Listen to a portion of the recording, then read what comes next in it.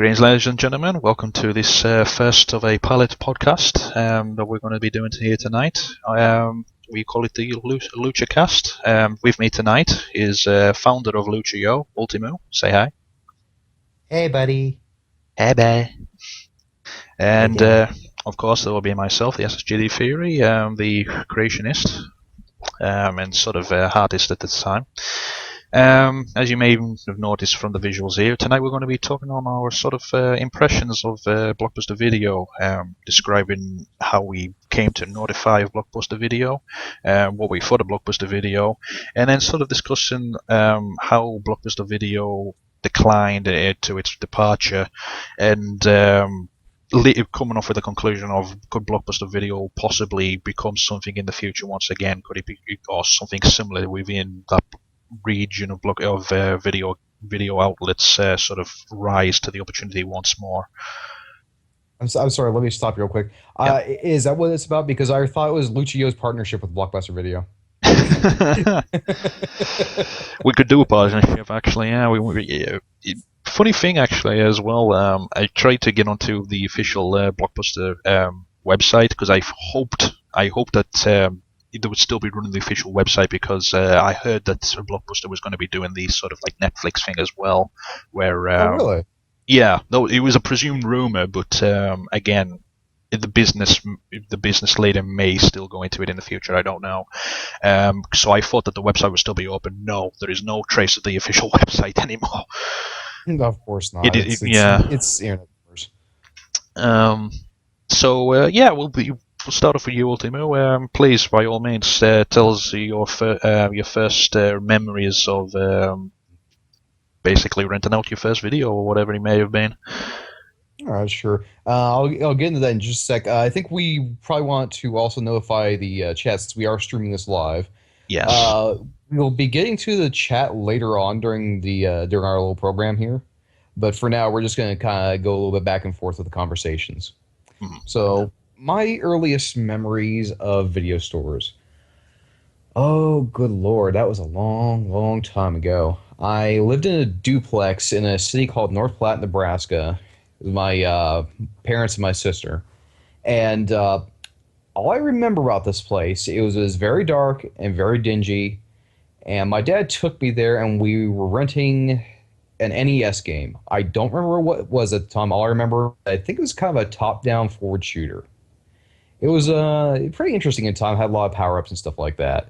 Mm. But I don't remember much about the place. It was a little bit smoky. I do remember that.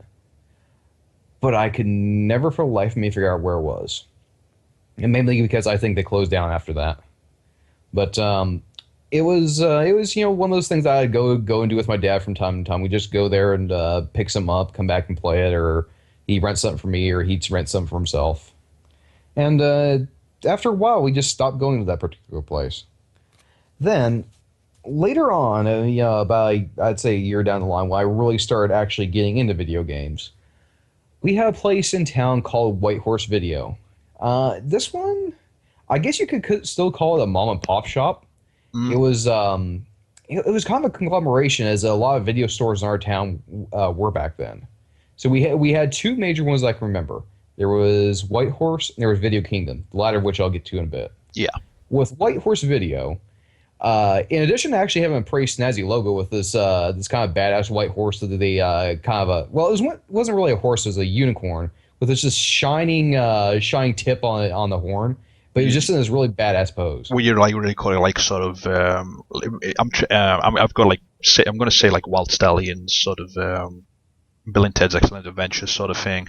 You know, like very Yeah, or 80s, sort of like a 80s would be a good description. yeah, like a badass. Well, as you say, badass unicorn, which Yeah. sounds very bizarre when you say, because if you think unicorns, you think nature, pretty, soft, soft, That's kind, gentle, and no, like badass unicorn.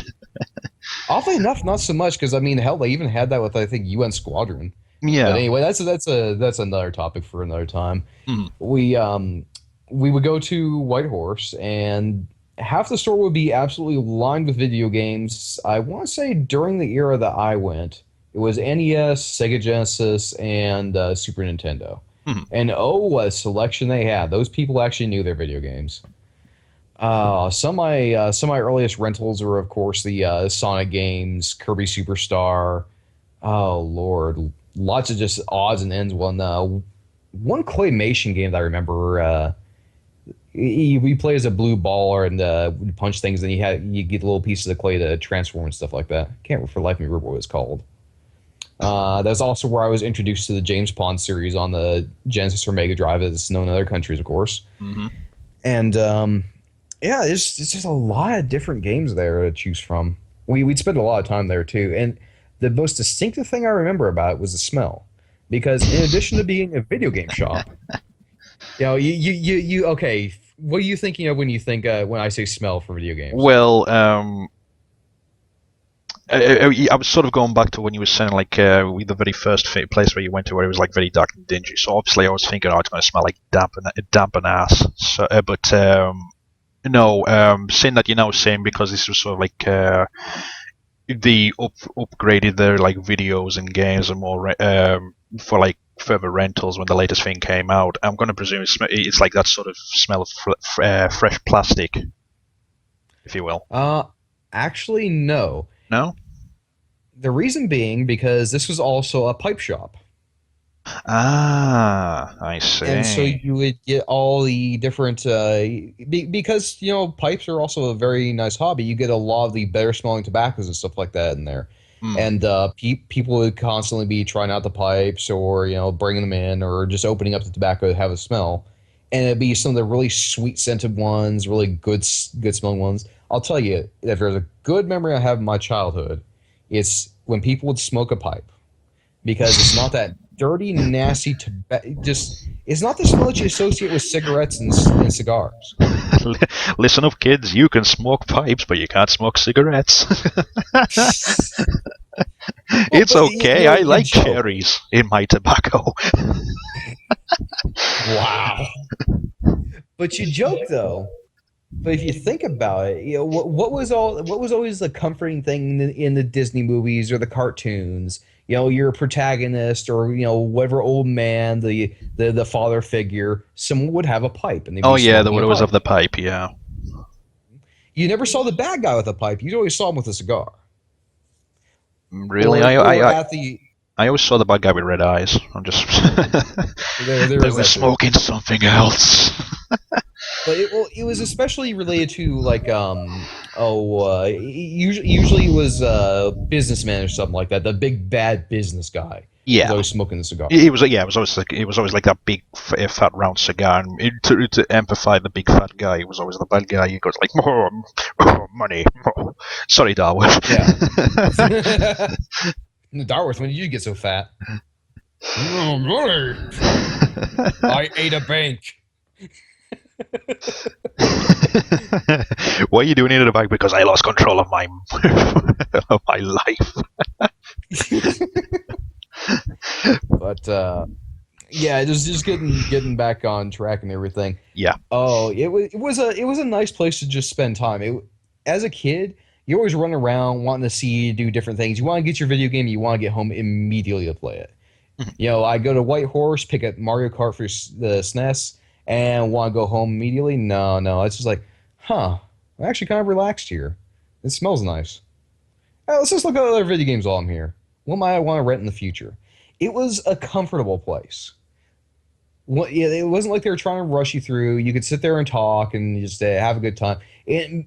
One of the oddest things was, with it being a video game store and a pipe store, it mingled people of all ages, which you don't really, back in the era of video games, you wouldn't really see. Yeah, well, even when you say that now, it's like that awkward clash because you think, okay, movies, video games, sort of like maybe like a young adult audience, pipes and tobacco, you sort of like your grandpa or grandma age. Oh yeah. And so yeah, it's kind of a bizarre clash of the two for the for one store to be selling these two things to different audiences. Yep. One thing I actually really remember about it is that was the first place I saw Kirby Superstar, or I think as it is in the UK, isn't it Kirby's Fun Pack or something like that? I believe it was called for Kirby's Fun Pack. Yes. Yep. It was that is the first place I ever heard of that awesome game, and I've loved it ever since. Hmm. Oh. So I'll now like a what? So I just realised that my videos decided to crash out on me again. Oh no. I hate But when it does that. should I go ahead and go on to the third mom and pop shop, or should I let you get some words in? Yeah. I'll say my sort of fair share here right now. All right, we can do that. Yeah. My sort of first impressions again. Although we never really called it like a mum and pa stop over here in the UK, we never really actually had a name like sort of to describe that sort of inheritance, if you will. Um, the first sort of place that I actually came across for sort of a video rental store, and it was only just video rentals at the time. Was actually the place where it originally was. It's not that far away from where I'm actually living right now. Um, Really? it was just yeah, it was just like a little corner shop off the edge of a roundabout, and I can't remember the name of the actual store, but again, like you described, you went inside, and it was one of these dark, dingy, very cold in the winter because it had no central heating whatsoever. Hmm. I mean, it only had like a little tiny radiator to try and keep the actual staff warm who were working in there. Um, and we usually just go into there because at the same time it was just like a general outlet where obviously I'm a kid. I'm going in. Very first thing you see at the front is all the sweets and bags of crisps and whatever it may have been. Oh yeah. And it's just like yeah, sweet raid. Whilst my mother went around like the other side just to like pick up like maybe like a bottle of milk or something. um, Mhm. but at the far back, they were sort of starting to generate their own little video rental point where they were bringing all the latest VHSs. Now, I remember seeing an awful lot of them to begin with, but it wasn't until '91 where I went in at one time again with my mother because she wanted to pick up some random items. And I was looking about at the actual videos, and I came across Beetlejuice, Oh. the original, obviously the Tim Burton movie, and at this point in my age, I was sort of on a Beetlejuice hype because you remember the Beetlejuice animation series, yeah? Oh yeah, yeah. I didn't watch many of them, but I do remember them. Yeah, well, that's what I watched, and I love the idea of like this sort of Beetlejuice guy, just sort of like this monster living in the evil world, and it really fascinated me, sort of like these the ideas of just like monsters and being having adventures and whatever with them. So I've seen like the original adaptation of where the cartoon came from. And I seen in the corner, like certificate. I think it was 15. Hmm. And obviously I'm like what 4 or 5 years old, and I'm just but I'm still picking up this like video case and just like yeah I want this. And first thing my mother does is just like looks down at her and just like nope, put it back No. right now. In hindsight, obviously because obviously she didn't want me to get like freaked out at the actual film at the time, so I had to wait another year to watch it on television at my granddad's when I was 6. Mm. And it still holds up as one of my favorite movies because even when I watched it when I was 6 years old, it's just like yeah, that's a keeper. That's definitely a keeper It's a to watch in the future. well, on a couple fronts, no less, because for one, not only is it a fucking amazing movie that I still need to see, by the way, Mhm. uh, you're also getting around that little age limit thing too. It's kind of that little taboo thing Yeah, when you're a well, kid. again, my granddad was just like that. It's just like, oh, you want to watch this? Sure, I'll watch it with you. Just as a sort of like a cautionate thing. But at the same time, he didn't really care. He's just like, he's having fun. Let him watch his film. Yeah, I mean, he probably saw and did crazy shit when he was a kid too, so he understood. Hmm. It's like maybe when you get older, it's one of those things where you start reminiscing about being a kid. And you're like, wait, I was a little prick. But yeah, but I mean, you can say that if like any grandma or grand or granddad, you just sort of just like, he's just a kid. He'll have fun with it. Let him. Obviously, it's sometimes you do think like you've been too much of a soft touch here, granddad or grandma. But thanks for giving me this opportunity.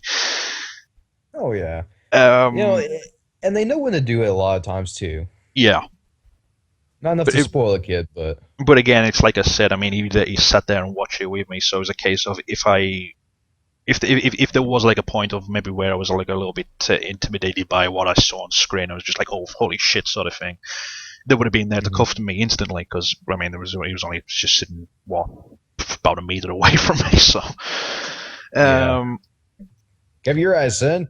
yeah, Cover enjoying your eyes, the Billy. film. um, but yeah, it was weird because again, this first store, although I knew that they allow video rentals, I never actually got a video from there. But it was the first time I ever sort of witnessed that and found out that stores were actually doing this thing, that they were actually allowing people to rent videos or games at a cheap price for a certain amount of time. And to me, that sort of like blew my mind as a child because it's just like I don't have to buy the game at full retail price. With my Hmm. pocket money, I can go to these places. I can get the game for a certain amount of time. I can have fun with the game, and I can probably beat the game as well, or at least get a better idea of how to play the game. So when I get my own copy of the game, I'm I know what I need to do instead of being stuck behind all the time and just like, oh god, this game sucks, sort of thing. Hmm. Um, so yeah, it was just that general idea, just like okay, I need to figure out how can I get my parents to sort of like give me a membership for later on down the line when I actually get a little older myself and started generating a little bit more pocket money for the weekend. Um, so I'm trying to think here. Yeah, so we move on about like 4 years later on down the line. Yeah. Yeah. And I knew about Blockbusters had just moved in a few years ago as well on the corner side of the town. But there was its competition on the far side as well, which went by the name of Global Video. Hmm. And what Global Video did in comparison to Blockbuster was, you remember Blockbuster was only like maybe like a two-day rental at best, before they would start like overcharging you for late night rentals and things. I think it depended on region, but yeah, I get what you're saying. Yeah, Global Video allowed the additional day, and the actual rental itself would be a lot cheaper, brand new, than Hmm. what Blockbuster was doing it for. Um, Right. so although Blockbuster had like many more copies of the new releases, because obviously they're more of a wider chain, more of a global company that obviously had the money generated in, so they could get more copies running in. Global Video would have maybe at best only have maybe like 2 or 3 copies of that new film, Hmm. and you were lucky if you were able to get like a hold of it at the time. But Right. it was a case of if you couldn't get it the first week when it first came out, you knew fine well if you got there early the next time it came in, even after like the 3 day rental thing, um, you would be there waiting for you because you could actually tell them just like put my name down on the list, please, because I would actually like to rent this out from you guys, and they would do it. They would do it for you, just like, okay, what's your name, what's your address, and yeah, sort of like, have you got your card on you so I can get the membership number, um, and then you'll come in the next couple of days thereafter, and it's just like, yeah, we've kept it on side for you. Here you go. There'll be such and such price, and there you've got it for like the next 3 days or so. Yeah. Um, That's go on. yeah, so that's sort of what started like sort of like the competition between each stores because Blockbuster, although they never actually lowered the prices, they started advertising themselves as just like we've got more in store sort of thing, and that's what sort of gave them the bigger push. Yeah. Yeah, I could actually see that because in we didn't actually have a Blockbuster where I grew up for a very long time. It Mm, was actually towards decline where we actually got one. But I'd always remember going to other cities and seeing Blockbuster, seeing, oh, these advertisements, they've got this and nobody else does. You know, being really huge stores and stuff like that compared to what I was used to. Yeah. They used to always had it. Oh yeah, I mean, the Blockbuster buildings themselves, not particularly the one what was closest to me, but further afield, they did look like just like a. I'm trying to think of the correct name for them now. It's sort of like like a warehouse, if you will. Hmm. It was like that Yeah. same sort of size, but it was like the rental warehouse where you could go in and you could still find what you needed to find, and there was a whole library of contents, even like all the films that you wouldn't have thought you would have been able to find. They had it for rental, and you could pick it up and you could take it out. Just like yeah, an old faithful favorite that I used to that I liked watching and I wanted to watch again this week. Oh yeah. I mean, that was the greatest thing about rental stores back then is you go find something like I used to like to watch a bunch of Disney movies, and you hop in there and bam, there they are. Yeah, Though heck, even the one near where I was had some old Earthworm Jim episodes, yeah. So which was actually kind of weird. funnily enough, this is what I liked about Global Video as well because they they were doing the video games on cheaper as well in comparison to Mm, Blockbuster, and again the additional day. yeah. Um, and it was weird because you would think Blockbuster being the bigger chain, they would have like the larger library of games. But no, it's sometimes there's a case of a weird mix and match where Global Video maybe one week would have a larger list of library of games in comparison to Blockbuster, and then Blockbuster was sort of cotton onto this, and it's just like, oh shit, we need to get the latest releases out here so we can raise our library of game, and so we're back in the lead again, and that's how they used to fight against one another. It was weird because even as a kid, you knew these things what were going on. Um, Right. for the case of the company to sort of like get that one-upmanship. Just that competition. Yeah, just that competition what they held against one another. Um, so yeah, Global Video, as you previously mentioned, it introduced me to. Well, it didn't actually introduce me, but it got me the opportunity to rent out the Earthworm Jim cartoons on video. It got me a lot of Disney videos as well. I used to rent out. Funnily enough, I used to watch a lot of. Do you remember Winnie the Pooh episodes on like? Oh, good God! Yeah, Back that. I don't know why, but for whatever reason, Global Video like had the entire library of like all the Winnie the Pooh episodes from from Disney, and I was just like, and I'll watch a couple of these. And at one point, I was actually hooked on watching these Winnie the Pooh episodes because I thought they were really good to watch. Well, that's the thing. You look at Pooh nowadays, and you're like, "Wow, that's kind of gay." But no, it wasn't. It was just it. No, I mean, really and truly, it. It's just this really good kids show, and even when you get older, Hmm. I enjoyed watching it thoroughly. Hell, we had a couple on VHS. I'd pull them out multiple times a year and watch them. Um, Like just go off a tangent a little bit. I remember a specific episode where I think Winnie the Pooh and company got trapped inside a toy store or something like that, mhm. and Christopher Robin had to get the money to come buy them back or something like that. And I think they spent like an entire night trying to escape. It was an episode like that. Yeah, yeah. Actually, that's a very promising premise for like an actual story plot to an episode. Yeah. Yeah, I mean it was a really really good episode. Oh wait, no no Um, no, it was Rabbit. That's what it was. They were trying to get Rabbit back out of the store. I was just Rabbit. Yeah. Yeah, he got trapped in there. No, I think he'd like gone voluntarily or something like that because basically everybody had been shitting on him the entire day.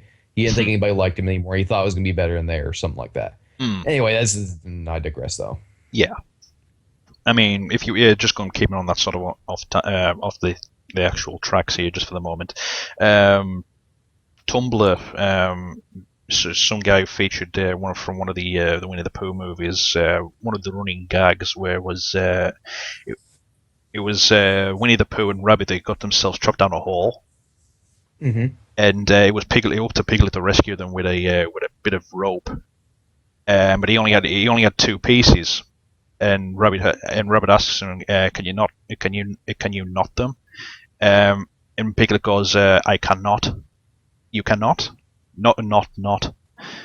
And then, and as soon as he says not, Winnie the Pooh looks at him and goes, "Who's there?" And Rabbit's just like, "Pooh," like in his anger voice, and Winnie just like looks at him like, "Pooh who?"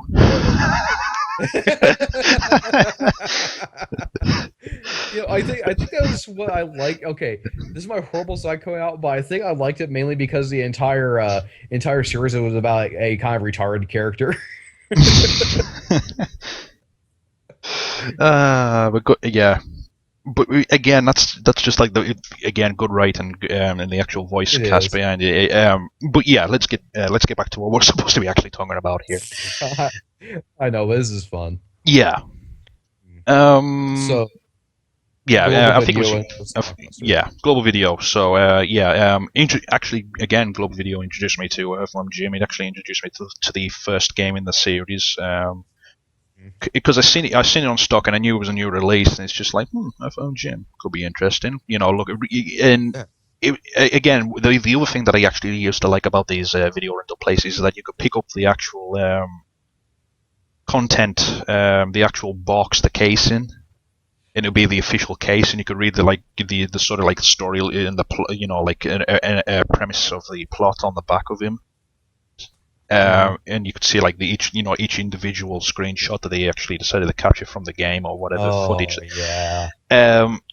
Again, it's that sort of thing that I really truly miss, because obviously now with the download age, you sort of like you might get sort of like the front cover maybe of whatever the DVD or the Blu-ray case may be. And you've got the screenshots, but they're all in little thumbnails, and you have to click on each one to view it. Yeah. And again, I'm always that's why I've always been a big fan of like holding and looking at the physical copy, because it was printed specifically for that. And if again it was that case of if you ever decided to actually purchase the actual product, you could place it in your house, and it's just like, yeah, I've got a copy myself, sort of thing. Yeah, see, that's why I used to like actually collecting too. Mm-hmm. Now. I kind of wanted to digress on one little thing here. Yeah. Did you ever notice when you're looking at the backup boxes, the professional companies versus the third parties? You'd always see the first party ones would have the clear, crisp screenshots, and none of the third party ones, a lot of times you could tell it was a picture taken off a TV screen. Yeah. With a camera. Case in point, I found Jim, because I actually looked at my one of the cases recently, and just like, wow, that's very blurry capturing. Oh, hold on, it is actually a TV monitor. Oh yeah. And the funny thing is, some places actually play off of that. I think like the original Cool Spot box did that. It was very bizarre, because again, a lot of box cases as well, what they used to do, because they wanted to get the design quickly done, is they would actually capture the beta footage in an image and actually stick it on the back, because you would sometimes play the game and you think, hold on, I don't remember seeing this part on the back of the box. Where Bubsy. Yeah, Bubsy was a prime example because of the instruction manual. I remember the last page that it was oddly enough, I think it was actually advertising that you should also buy on Super Nintendo. And I knew that game forwards and back at that point. I've been through the first couple levels multiple times. I'm like, I have never seen that enemy configuration or item configuration in any part of the levels. Where the hell is that? Is that like a secret bonus level, or is it something else that I missed something in the game, or is it just exclusive to the Super Nintendo version? Yeah. And it always hyped me up because, and I, later on, it's like, oh, this was probably beta. Which I think it turned out again, it was just that case of at the time you never knew, because obviously you would say beta to a kid these days, and you're just like, what's a beta? Is that a fish? Is that a fish? Does that even have anything to do with math? I hate math.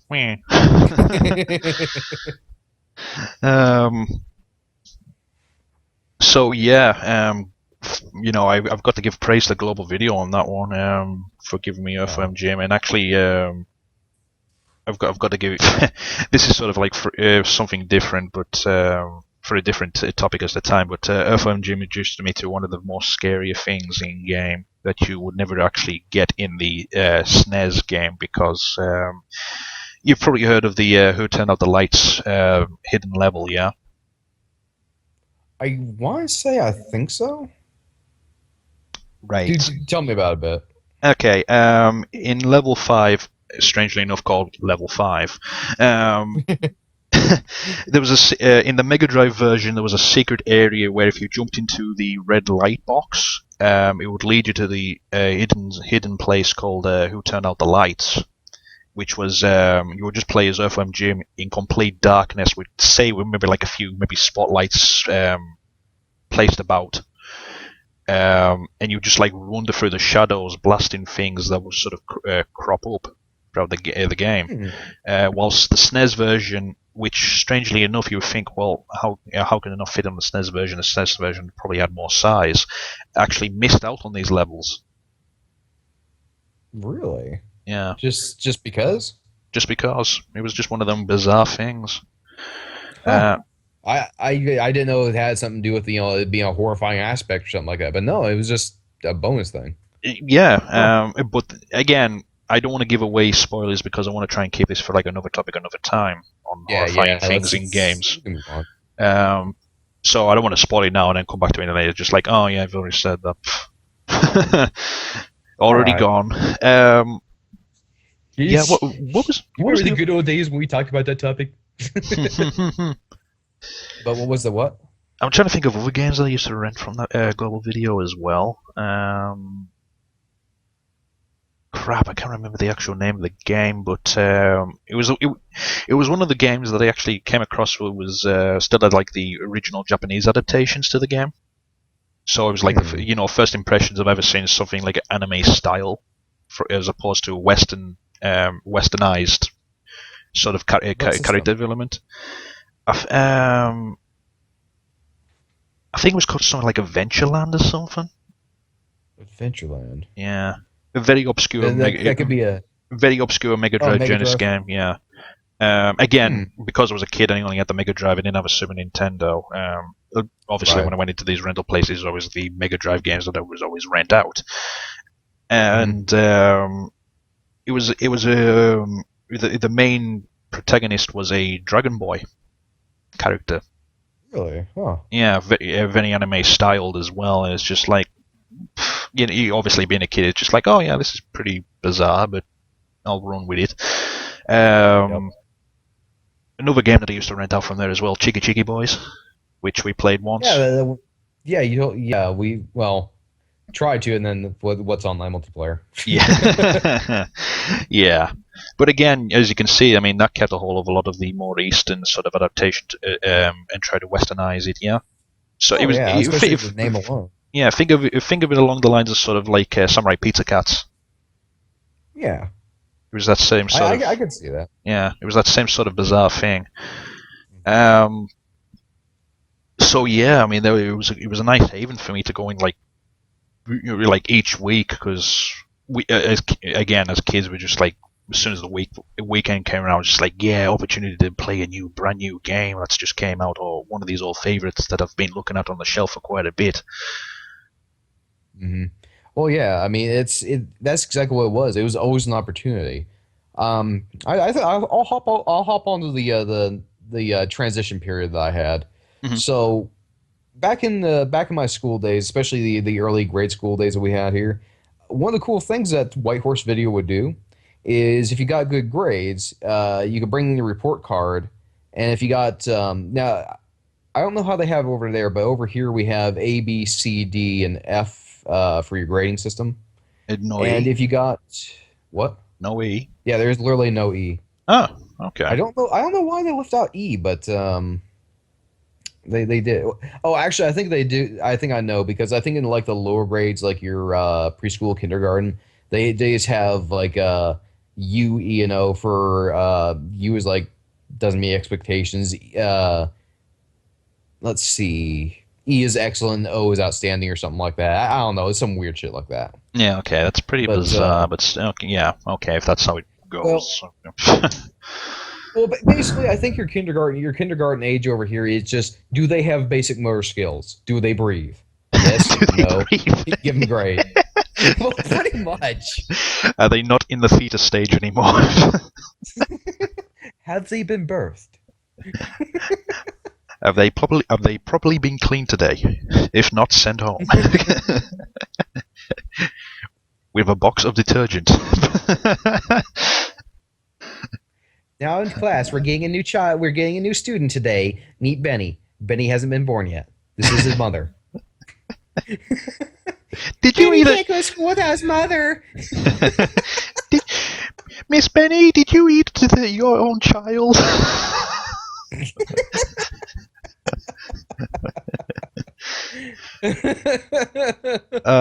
You reminded me of a story from that time as well. This is when The Simpsons was huge in the early '90s. We actually had a Mrs. Simpson come in one day, Oh no. and we didn't give a crap of what she was trying to teach us. All the questions that we kept asking were just like, "How's Bart doing these days? Is Bart Yup. actually that much of a nuisance? What about Homer? Is he? Did you get him his donuts? Just stupid questions like that." How pissed off did she get? No, she was fine with it. She rolled with it. See, that's a good sub. That is Yeah. a good sub.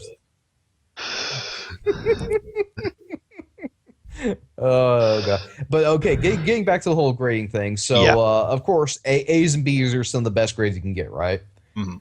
What they do is you take in your report card, and for each A you got up to I think it was a maximum of 2. Or actually no, I think for a while they didn't have a maximum. So if you got A's, you could either choose to rent a video game Sorry, room. you sound like if you got AIDS. If you got AIDS, they took pity on you unless you ran as many video games as you want. Because they knew you weren't going to be because they knew you weren't going to be playing them for long.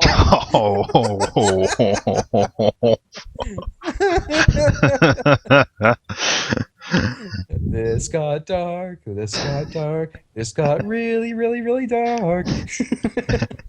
Disneyland. Oh god. But anyway, for the letter A's, you got a rental of a video game or a movie. If you got letter B's, Okay, Sesame Street, chill out. you got just a movie rental. Yeah, but Luckily still. enough, well, yeah, it's still a real deal for you kids. It's like, oh, fucking, I'll take a movie. I mean, hell, that's how I got introduced to the Three Stooges initially. Mhm. Was just renting out old copies of the VHSs. Mm. But yeah, see, that was my deal. My parents loved taking us there when we got report cards because, hey, you know, it's a quick stop. We don't have to pay any money for the kids to get a rental. Well, And yeah. we loved it because back then they'd let us keep it for a week. Just a solid 7 days. Yeah, I mean, everyone's a winner there. I mean, if you get good grades, you get to watch an awesome video of your own choosing. It's a win-win situation with your parents because it's just like, well, I don't have to pull out my wallet to pay anything. Actually, no, was it 7? No, I don't think it was 7 days. I think it was 5 actually. But Still, I mean, hey, 5 days. Yeah. hell of a lot better than you guys have got apparently. But yeah, we'd go rent a couple things here and there and play them and you know, take them back when the due date came up. Now after a while, White Horse ended up closing down because another video store in town was called Video Kingdom. Mm. You know, great name. Actually, it was a pretty great name because I think they were actually kind of knocking off White Horse. See, I don't know if Video Kingdom was a chain. I think it It's was. knocked him off the horse there. But where White Horse had the awesome unicorn logo thing going on, Video Kingdom literally had a knight on a horse, and the end of his lance was actually shining, kind of like the horn on the unicorn was. Mm. So I'm just like, did they rip off the logo a little bit there? They may have. But then again, like I said, Video Kingdom may have been around for quite a while because they were in multiple towns. So I'm not sure how widespread they were. But anyway, Video Kingdom was Oh God, it was a '90s store. That was for damn sure. Like you went in there and it was decorated '90s with the kind of the pinks and the oranges and the zigzag shapes and everything. Oh, so The you basically walked in on the set of Saved by the Bell. Yeah, pretty much. You joke. Oh, jeez. But now that store, you went up to the front of that, and that was where you had all the sweets, all the popcorns, the popcorn mids you could stick in the microwave, but just pop up into a nice movie size bin, all that stuff. I'm presuming the squishy machine was there as well. Yeah. No, they actually didn't have a squishy machine. There were no ICs to be had, I but they had the what? I was going to say I don't know why I'm disappointed about that, but because I wasn't there, so it's not my loss. But I just Yeah, I thought that. know, but I know exactly what you're talking about. Mm, No, there were very few places you could actually get an icy here and well, icy squishy, whatever the hell you want to call it. mm. But anyway, yeah, we go in there, and of course, like I said, there was a candy up front. Oddly enough, it wasn't the candy that intrigued me because holy crap, their video game section was enormous. Like you wanted just about anything, they had it. And for the first couple of years of their lifespan, they actually had a shit ton of manuals and stuff like that with the games. Then of course they stopped doing that when kids would lose them left and right or destroy them Oh yeah. or Well, just hide them or whatever. Even though they tried to implement fees for that stuff, it never kept in good shape. well, it was just one of them things again, and it's funnily enough they still do this now when I buy secondhand games from actual game stores. Collect stuff. Collectibles and that. The 9 times out of 10, they're always going to stink of smoke, like heavy, thick fog smoke. Oh, yeah, there was that. Oof. I And remember that. and that's that was one of the biggest things that I hated about sort of like going into there, because this was at a time where it was just a case of obviously they've got the rental back.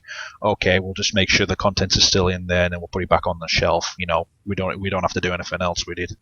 Yep. So obviously your next user, as soon as they pick up the same thing, and just like, yeah, I want to rent this out, and like, yeah, okay, clearly that'll be such and such price. Make sure you bring it back. As soon as you got back home and over, they just like this puff of grey smoke coming out, and it's just like, whoa, fucking Christ. Yeah, I mean, I do remember a couple times where it was pretty much like that. Oh, Lord, was it ever? Mm. Uh, but the selection of games there, my God, A to Z, it seemed like they had it. I remember going past Boogerman multiple times and Well, saying, that was maybe someday. yeah, that was another game that Glow Video actually introduced me to as well. Thanks for reminding me of that. Yeah, it's like maybe I should try that, and I never did. No, And from what I've heard of Boogerman, apparently I'm glad I didn't. it Boogerman's a very Hit very and miss. weird, yeah, very hit and miss. It ran on its biggest thing where it was obviously farts and belches. Yeah, for the comic gross out effects and everything. Yeah, It was a '90s game. but the biggest problem with Boogerman is that the levels just kept carrying on and on and on. It's just like, and the enemies were sort of like repetitive, or they got to a point of just like, even your basic enemy, no matter how many times you hit them, they wouldn't go down, and then they would just like poke you, and you would instantly die. Yeah, So stuff like that. yeah, it was a fun for like comedic effects of sort of like the sick and gross, but crappy in the fact of the actual game itself. Yep. Now, when I got into Video Kingdom, it was in the transition period of NES and Genesis. Like they still had a huge library of NES stuff I went after nonstop. But then as soon as I got my Sega Genesis, it all changed. Like, well, mainly because we also sold the NES. So of course that would change things instantly. But yeah, I'd go in there and hell, just basically anything and everything Sonic. My first experience with Sonic 3 was from there. I even had the box and everything. I'm like, oh my God, this looks awesome. I want to play this. Look at that. Look at that. It's so colorful. What the fuck is that in the bushes? And you turn it in the back and oh my God, the screenshots. This looks so good. You get home, you pop it in. Oh, this game is so great. Mm. and you wanted to cry when you had to take it back because it was that good of a game. Because you're just like, no, it's mine now. Yeah, because it's like, no, I've got to get past Carnival Night somehow. That's fucking Daryl. I mean, uh, seriously, I never knew what was past that until I got an emulation. But there was that. Oh God, just uh, I had Bubsy at the time, so Bubsy 2 was another game I got off there. mm, My parents, oddly enough, bought me James Pond 3, and then I'd have to go back and keep renting the original and the second one. The second one I rented quite a few times because it was a really good game. There was that. Oh Lord. Uh, there's one that's just on the tip of my tongue, and I can't for the life of me remember what it is right now. But one thing I do remember that was really cool about Video Kingdom is when Sonic 2 was brand new. Sega actually had a kind of a speed run competition going on. okay, okay. What? Yeah, and what they do is well, actually, no, it wasn't so much a speed run; it was a high score competition. And Mm, they'd have a whole bunch of TVs and game consoles set up. And then what they do is they would, they get you on the controller, let you run through the levels. I think it was all the way through Emerald Hill, and then tally up your points and whatever you like the highest scores and stuff like that, where you get prizes. yeah, I still have the T-shirt from that event because I think everybody got a awesome. T-shirt that showed up. I should see if I can get a picture of it sometime because I wore that thing for years until I couldn't anymore.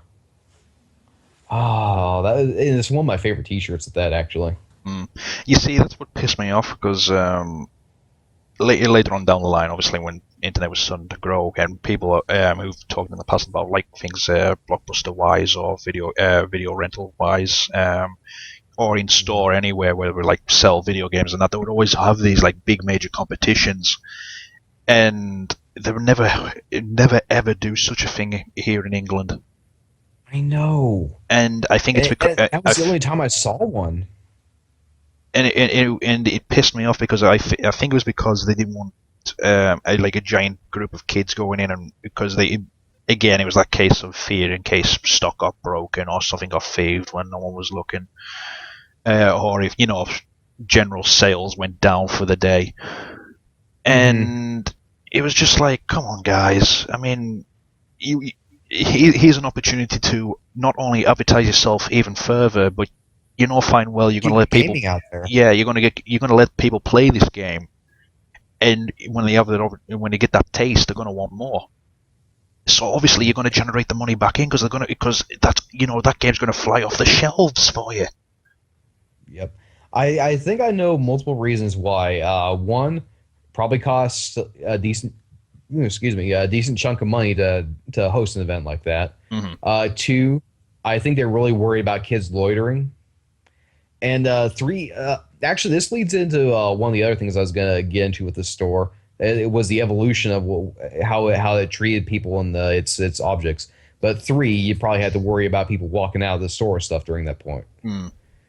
because you had to have a staff on hand to watch everybody. Well, everybody's probably watching Sonic run across the screen instead of watching the kids and the adults. Yeah, obviously, because I mean, something flashing, running by in bright colours, as opposed to your general public just walking out of the door. Yeah, I want to watch the game. Yeah, exactly. Now, going evolution wise for the store itself, as I said, it started off with NES and Genesis, and once my sister got the Super Nintendo, we started going there for that, and I got my Game Boy when I had my tonsils out, Mm. and it really kept up with the time period really well because it kind of needed to, being a rental store and all. In addition to that, when we first went in there, I don't think they had the little beepers on the door for the magnetic strips to tell when people were trying to walk out with stuff. Yeah, They quickly changed that. Let's see, they what? I was going to say, it sounds like a cause that just came too problematic instantly. It came too common. Yep, they did. Yeah, I could believe that actually. I mean, as soon as someone realizes they can do something like that, the world spread like fire, and they'll just all raid it pretty much. Well, that's it. I mean, obviously, you get one idiot who's like, "Hey, look what I just walked out with. Check it out." And it's just like, "Oh, dude, I can maybe do that too. I can bring out some stuff." And obviously, Yep. yeah, shit spreads. Oh, of course it does. I mean, anybody gets an idea, and then suddenly everybody's doing it. Mm. Uh, not to loop back too much, but I mentioned the manual thing. They all start off with manuals, and then you get a couple that had manuals missing pages, and a couple that were completely ratted up to the point where there were no manuals whatsoever. And following in that stead, originally they just had the box on the shelves, and they had these little locks on the boxes, these plastic things Mm. that they'd take off up front. It got to a point where they didn't even have the games in the boxes anymore, and they just have them all behind your box. It Mm. was a interesting progression because a lot of times the parts of the box were clear, so you get a look at the cartridge too, which was always kind of fun. Yeah. Seeing what kind of condition it was in. Actually, you just reminded me of another thing that I wanted to talk about as well. Yeah. I always found it weird how Blockbuster Video specifically had like some game cartridges which were completely different to obviously your normal retail, where it actually was say on like the cartridge on the top, just like not for resale or whatever it may have been. Yeah, I remember that all the time. And I thought that was rather interesting as well. It's just like, oh, it depicts from the actual visual that I've seen previously or what I'm used to. Hmm. Because some of the actual cartridges, some of them would just be like the same thing, but they managed to actually fit on the wording.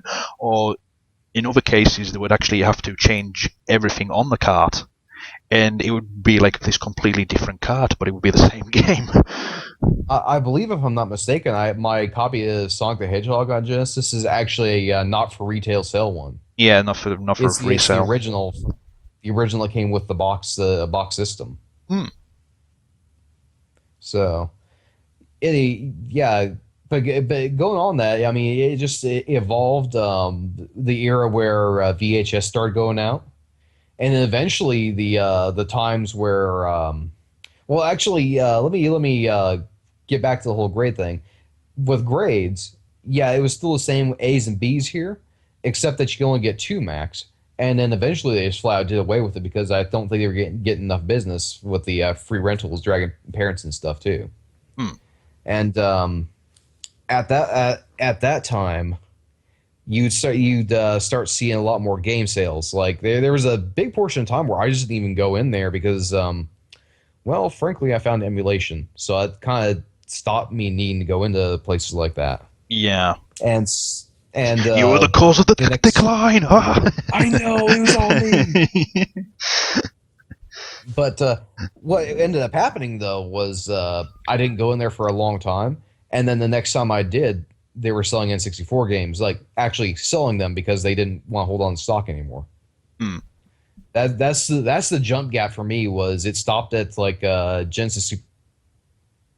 The next time I go into that place, it was for N64 stuff to buy, and it was odd because they opened another location. No, actually, no. I did go in there a couple times to rent stuff like Kirby 64 and all that, but when it hit N64, it was I didn't go in there very much at all for a lot of that Yeah. stuff. Yeah, so obviously that was sort of like your first notion of decline, just like, well, yeah, I've had Hmm. fun here, but Yep. I'm older now. I'm actually getting a little bit more of a wage. I can buy my own games, and obviously, Mhm. it wasn't a case of we were blind to like picking up a game, just like, oh, I hope this is good. No, where we had like more magazine reviews or in detail of what's the latest big thing, the latest big craze on sort of like video games or movies if you were Mhm. still watching movies at the time, as opposed to, yeah, don't pick up this because although it looks pretty on the front, it's going to be shit on the inside. Yeah, exactly. Oh Lord, actually, you mentioned that. I think another part of why it really started going downhill was during the later part of the 90s. Oh, everybody had income. Everybody's income was great. Everybody had money. Let's just buy the game from Walmart for the kids. Yeah. And less people were probably doing rentals at the time because VHS were getting cheap because DVD had just come out. Hmm. And well, you could go rent a DVD, of course, but hell, you could get a VHS for cheaper. People are still making that transition.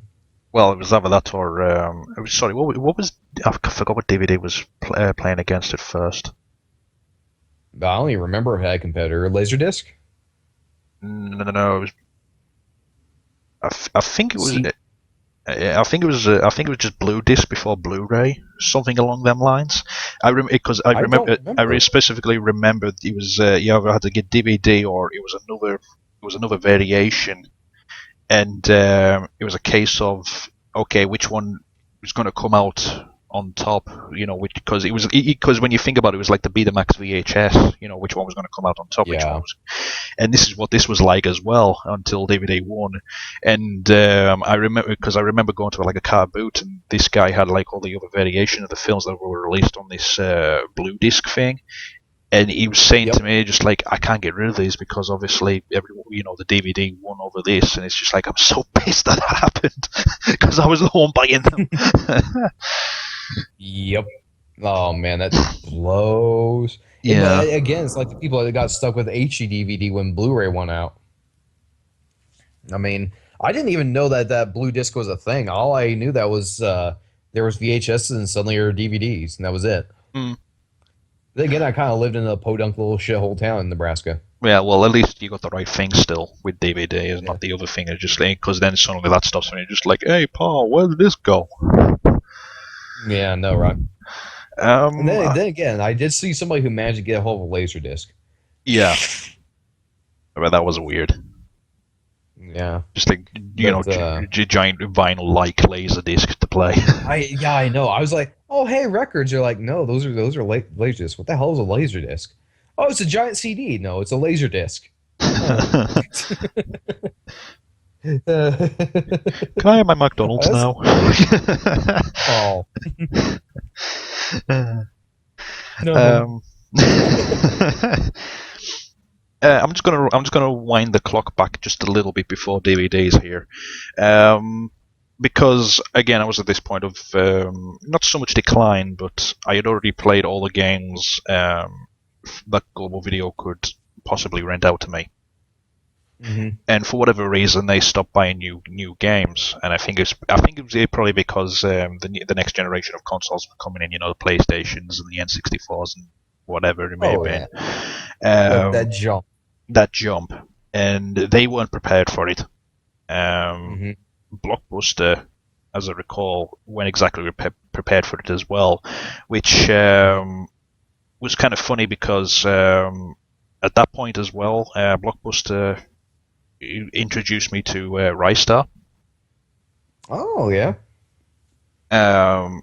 Which again, another game that I'm thankful for, to actually getting the opportunity to play and actually run through it and beat it even during the point of when I was just renting it out, because as soon as I flicked it on and played that game, I was just like, yep, I'm on a winner. I'm playing this for the next couple of days. That's my mission in life now. But as soon as the PlayStation game started getting introduced, it wasn't Global Video or Blockbuster that actually allowed me to get rentals first. It was my local library.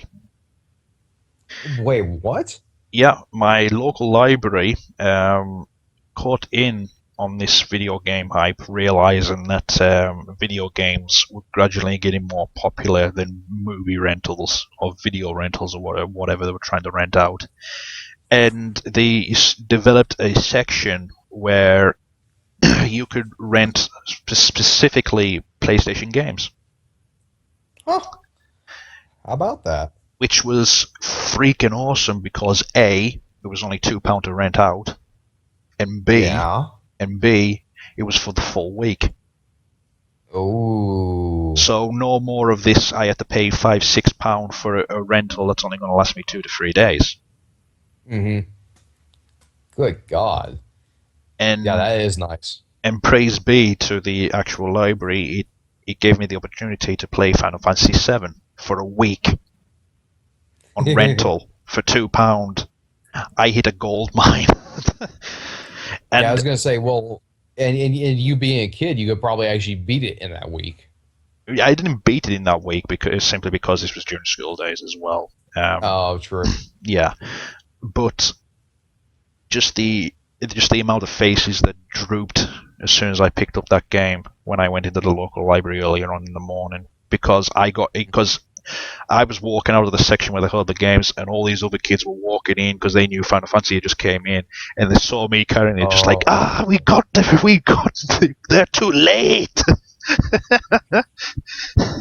You're like, I pulled the joy from their faces and created. See, precisely.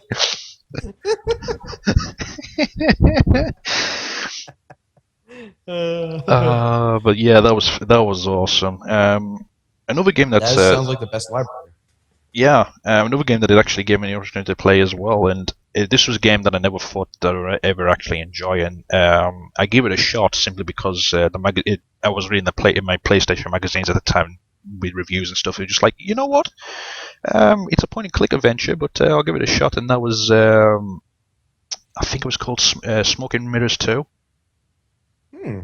Interesting. Don't quote me on that one, but I'm probably mixing words from the title. Like Yeah, I'm probably mixing words from the title. It's called Magic 2. The Gathering. And yeah, I enjoyed it because it was one of the it was like a heavy thought provoker.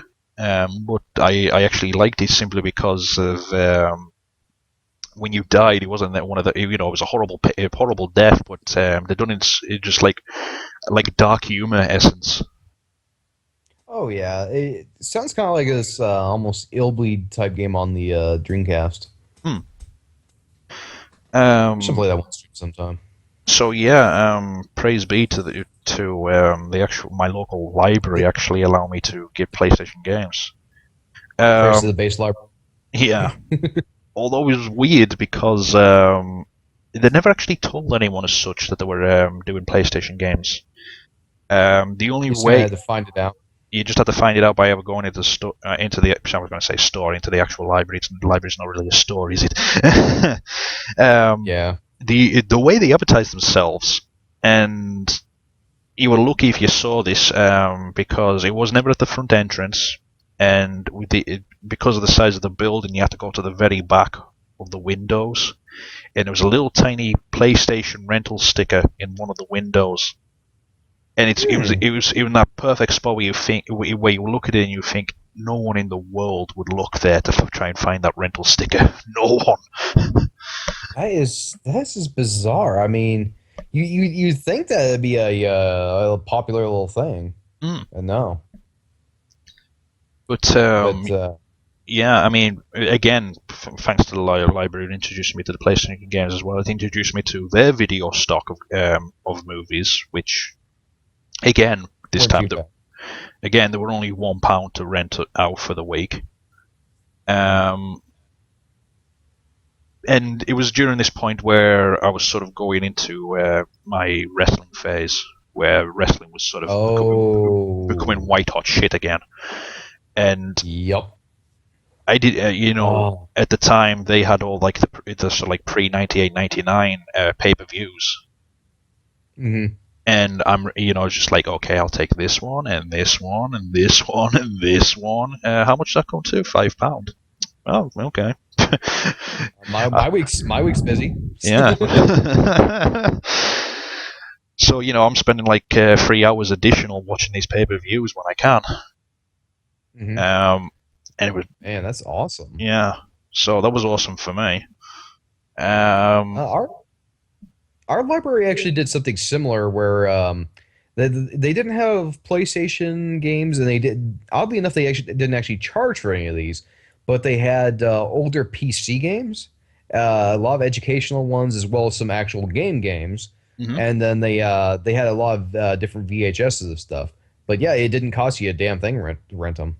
Yeah, that always confused me. Actually, that was one of the biggest things that always confused me about other places as well, because I knew games were coming out on the PC, and it was just one of them things that's just like, well, why is he not doing PC games? Yeah, everybody's kind of glossed right over it with the rental department. Yeah. But probably because of I'm wondering if there were some kind of pseudo installation key things, or, well, no, early on they didn't do that. But I guess some probably pseudo laws involving it or something like that. Quite possibly. Again, it was. I always thought it was down to. I knew there was PC gamers out there, but obviously I felt as though the console was sort of like the bigger thing for games, and I think that's probably what the business is cottoned on to. But Well, again, really, it was. yeah. But again, it was just like one of them things that sort of semi threw me because again, it was like, okay, PC's got games, so why not have like a little small section for PC games as well? But it never happened. Just one of them things that just flew on by. Because honestly, for a while, PC gaming was DOS, and then there were some good games for straight up Windows. Actually, quite a few of them. But it was still very under radar, and it was one of those things of, well, can my system run it? Actually, that may have been it right there. Can your system run this? Yeah, I suppose that was the biggest Buyer problem. beware. Yeah, buyer beware. Whereas with the Genesis Mega Drive and the Nintendo consoles, you bought it, it was guaranteed to work. Well, So long as your hopefully, console. hopefully. Well, yeah. It was that case of it did or it didn't. No. I mean, as long as your console worked, the game would work. At least where I got them. Yeah. They kept theirs in good repair. Mm-hmm. I'm just looking. I mean, actually, we've been going on for just like over an hour here, and the poor guys in chat are just like, pay attention to us, please. Oh yeah. Tell you what, let's get on to the Blockbuster era and get our little Blockbuster discussion in, and then let's answer a couple questions from chat, and then after that, how about we get some people on call? Yeah. Well, actually, that's what I was going to mention. But I was sorry to steal your thunder. No way. I'm thankful that you've actually managed to word it out because I was still sort of pre-thinking of how I was going to do it. The Blockbuster thing. As I previously mentioned, the Blockbuster thing came in when that was actually probably the first game that I ever rented out from Blockbuster was Rystar, because again it was a case of, although there was games there at the time that I would like to rent it out, obviously I knew places that would do it cheaper for me and give me extra days, so why bother with Blockbuster? But I started realizing again, sort of down the line, that Blockbuster was with sort of like the further contents that they had in there. I started picking up a few more rare games, or sort of what I would count as rare games, sort of like the more common type. I think when they finally got the PlayStation games in there, I rented a game called Pirates, simply just called Pirates, which was a top-down 3D float on ship and blow up other ships with cannons game. Right. And it's just rudimentary basic. Yeah, basically it was a case of get to point A to B, but beware of the other enemies trying to get to the same thing whilst taking you out. And it was still pretty fun because one of the implements of the game was if you took so much damage, some of your crew would start jumping overboard. Actually, speaking of that, I called the game Pirates. No, it was actually called Overboard. Oh, okay. I was gonna say, well, Pirates sounds really generic. Yeah, because I was thinking, a fun game. Yeah. And that was the idea. It was just like once your crew started jumping overboard, it was a case of you had to fly back for them in your ship, or you would have to try and still take out the enemy and let your crew sink. So it's like what do? Yeah, well, see, in my mind, I'm just like thinking, this game is called Pirates. Your crew is jumping overboard because we don't want to be in this game. But yeah, it was a very general game, but it wasn't bad. It was still it was playable. Controls were a bit fiddly at times because when you were trying to do a 180, it would do a 360 instead. Oh Lord, one of those kind of games. Mm-hmm. Oh God, I don't want to talk about the game that doesn't mean. Anyway. So that was one of the first ones for PlayStation you remember from there. Mm. And what do you remember about the store when you went into it? The actual store, are we talking like at the point of when he was at the PlayStation sort of era, or earlier on when I first went in? How did it evolve? How was it when you first went in and stuff? Busy. I remember it being jam packed simply because, again, a lot of movies on stock. So a lot of people obviously went in. They got the same idea, just like, well, I can rent this out. I can get it cheap instead of buying the actual thing. And Yeah. that's what again, it was just like parents with their kids always going in. And I remember, I would always see the other kids run to like the game section where I was looking for things as well, and they would sort of like be trying to peer above me to see what was above me, or they would sort of like have to wait until I moved to the next sort of side of games in the list so they could see what I was looking at previously.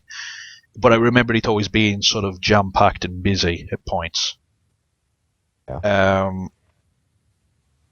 Again, they kept the color scheme with the Blockbuster sort of navy blue and that bright yellow in there as well. So it was sort of like a nice place to wander into. It wasn't one of these Very sort bright. of very bright. It wasn't one of these sort of general dark, dingy. Maybe being like a little bit of bright color, but it was overcasted with dust and dirt from people who kept wandering in. Yeah.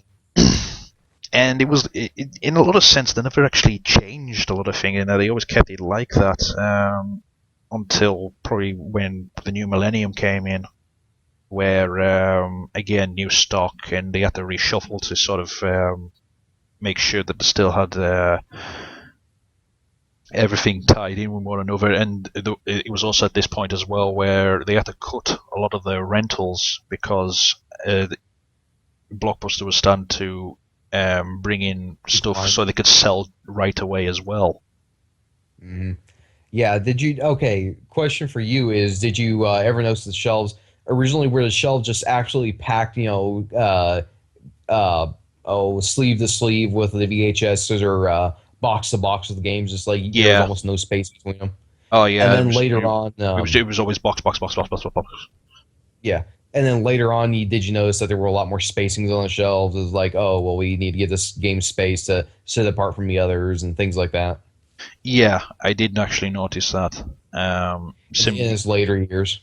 Yeah, again, because there was always trying to like keep separate sections for specific things. Again, the biggest thing with the movies was at one time when the newest release came out and they knew it was going to be a big hit, they actually converted one side of the wall to be dedicated to that specific thing that came out that week. Oof, wow. The hot new releases. Yeah. Like the biggest, hottest thing. Like you said, when Titanic film came out, they dedicated one entire wall of rentals. Yeah. See, back in the early days of my rental place, they actually didn't have the hot new releases. And then a couple of years later, it was like, oh, you can pay $5 and get it for 2 nights. And then when the years rolled on by, it was a case of, oh yeah, we've got the latest hot release. But it would just be like, it would just, because again, DVDs being smaller and less thick, it would maybe be like a couple of boxes just stacked in front of one another. But but it would only be the one pile. It wouldn't be like a section anymore. Yeah, I know exactly what you're talking about because following the time that I'd sit there and spend in Video Kingdom, we did eventually actually get a Blockbuster in the little North Platte, Nebraska. And a really odd section too, is a very hidden back section of the city. But no, we got one, and first time going in there is like, wow, this is a really nice new place. The colors are really bright compared to Video Kingdom. The lighting's, all the track lighting, the ceilings all lit up, and as opposed to the kind of moody Video Kingdom lighting. And you go in there, and the first big change is, no, we don't do any kind of report card policy. It's like, oh, okay then. Well, there's nothing I really want at Video Kingdom anymore. And then another thing that I noticed this was, of course, the early place. Well, no, actually, it wasn't even early PlayStation. It was the switching of the tides between N64, PlayStation, and then the next generation GameCube, Xbox, and PS2. And so, really during that time, I think that's when while Blockbuster was still big, it was also starting to go on its decline. because I'd go in there and whereas Video Kingdom had the boxes just like sleeve to sleeve and box to box. Like you look at something and like on either side of it, you see two or three other movies in your field of vision. This, you go up to it, it's like, where's all the other games? Oh, there's Yeah, one over there. yeah, It was one of those where it's like, wow, it seems like they have more stock, but they really don't. yeah. It was weird because again, that's what happened with our Blockbuster as well. You would just walk in and it was just like, good God, it's someone sort of. It was like someone raiding a graveyard and stealing all the organs and leaving barely, like barely leaving any of the flesh there. Oh yeah. I'm sorry, that's a horrible descriptive, but Oh no, um, I mean it's perfect. It's kind of it's like they gutted the place. mm, because again, it was also the thing of this at this point. This is when a lot more second-hand shops were popping up as well, Oh and yeah. they were getting sort of like second-hand PS2 games and N64 games and whatever else, Xbox games, and they were selling them fairly cheap, you know.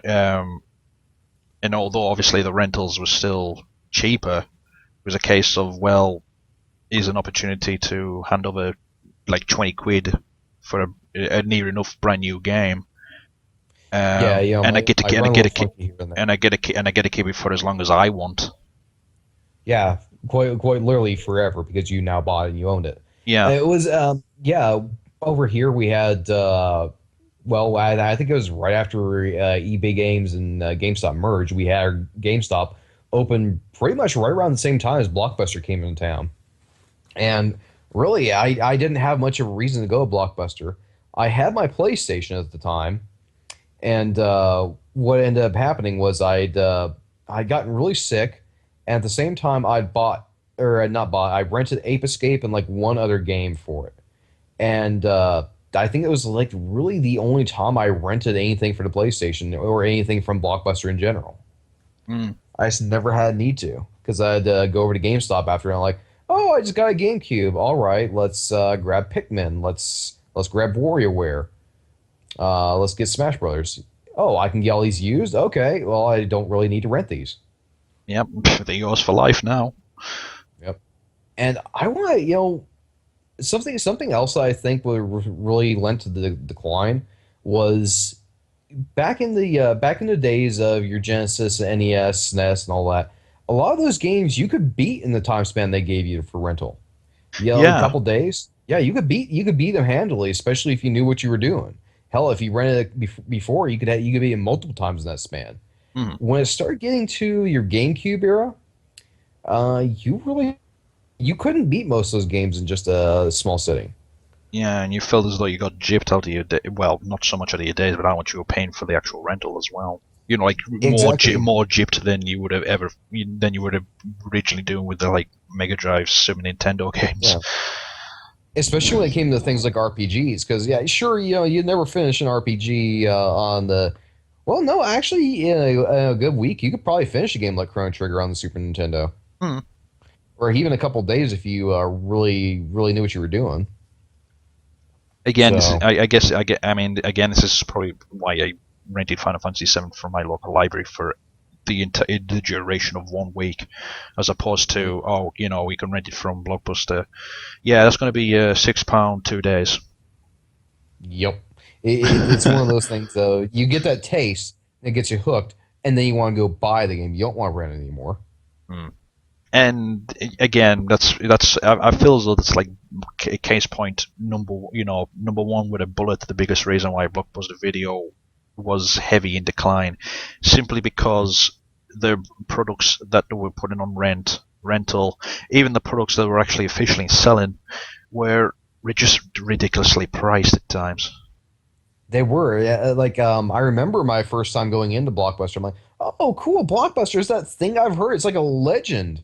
I've never even gone into one. Let's see what this is all about. Oh my God, they want how much for how few days?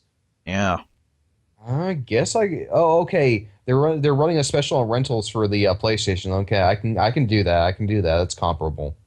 but that was like the only time. It And was really saddening, actually.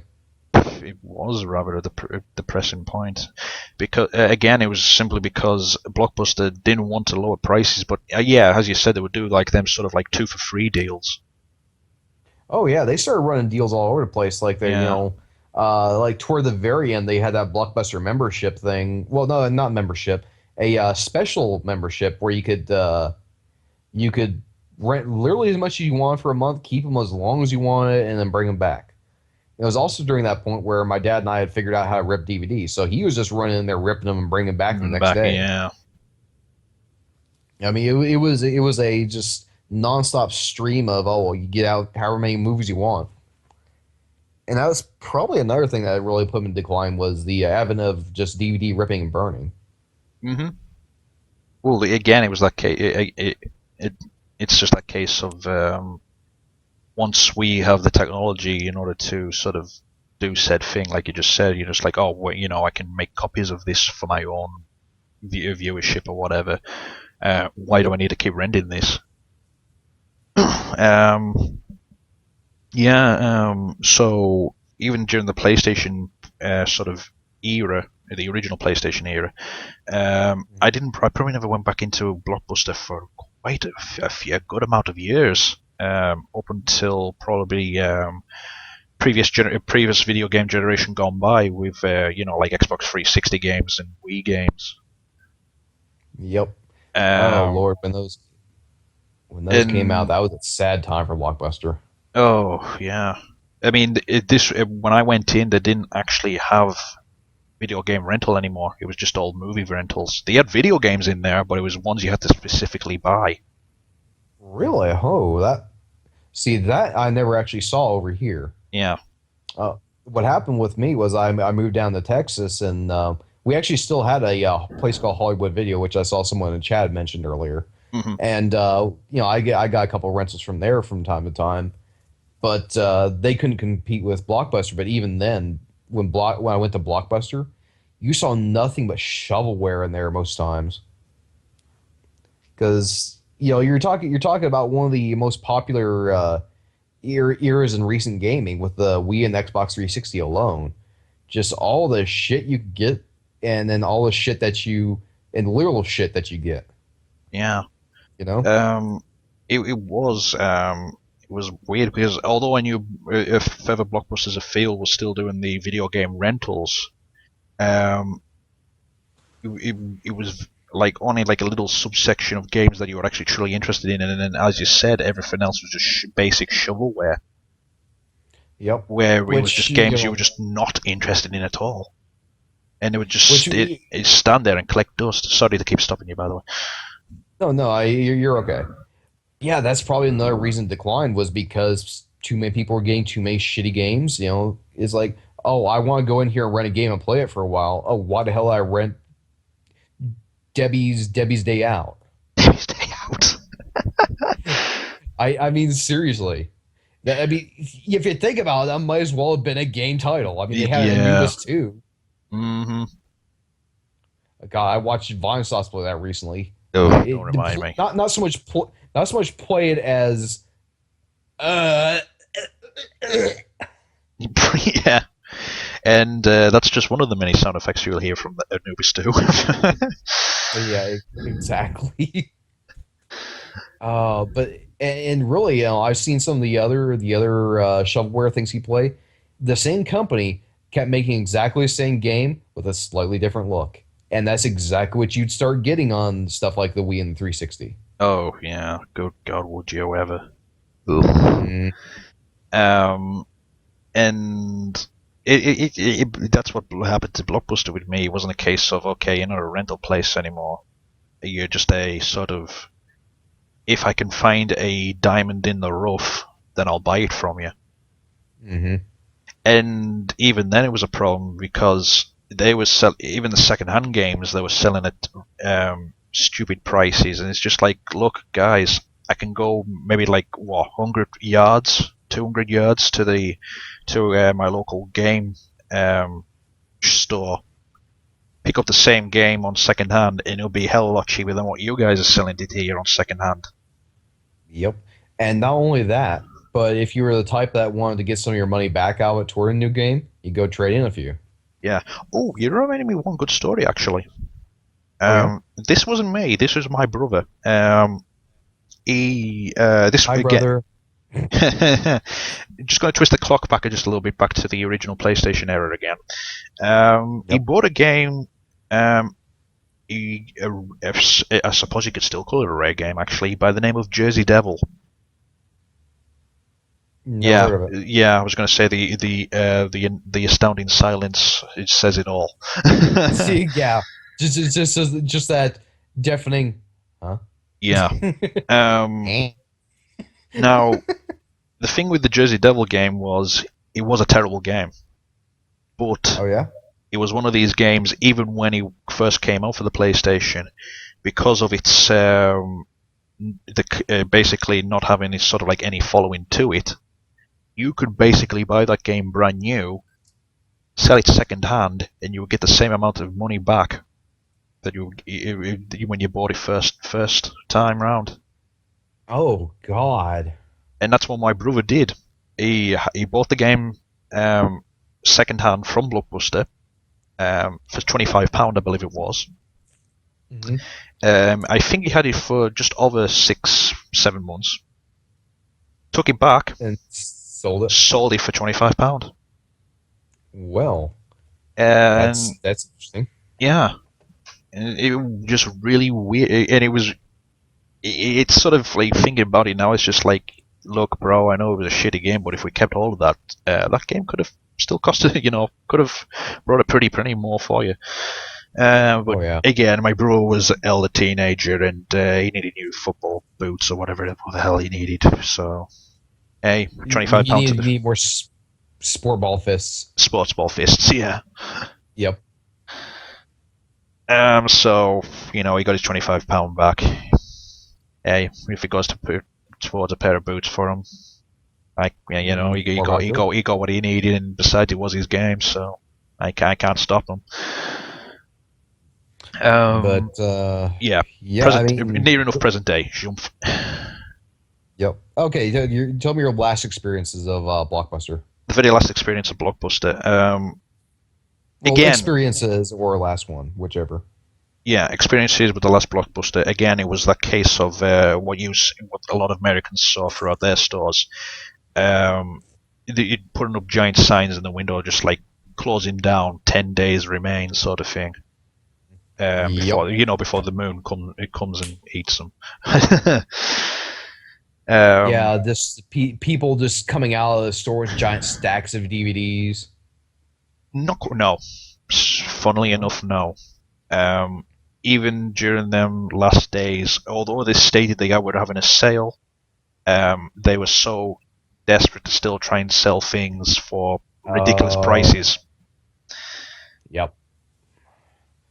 See, over here they weren't quite as stingy. A lot of times you could get stuff for half off or even 75% off, and at a point there was actually one where I was seeing it for 90% off. So they were just trying to get any little bit they could out of it. Yeah, you say they had things like that, but they were on like bits and pieces that Accessories. in bits and pieces that you knew no one would ever buy.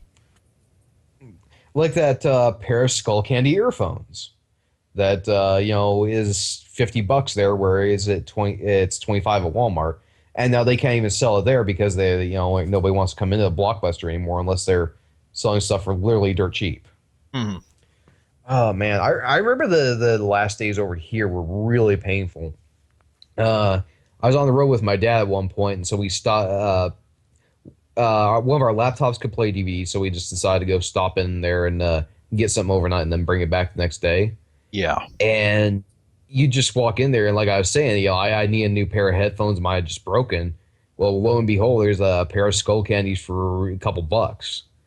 And you look around, the store is basically just in patches. There's still sections that are absolutely full of stuff because they're not selling or they won't get rid of it. Or I don't know what was going on at the time.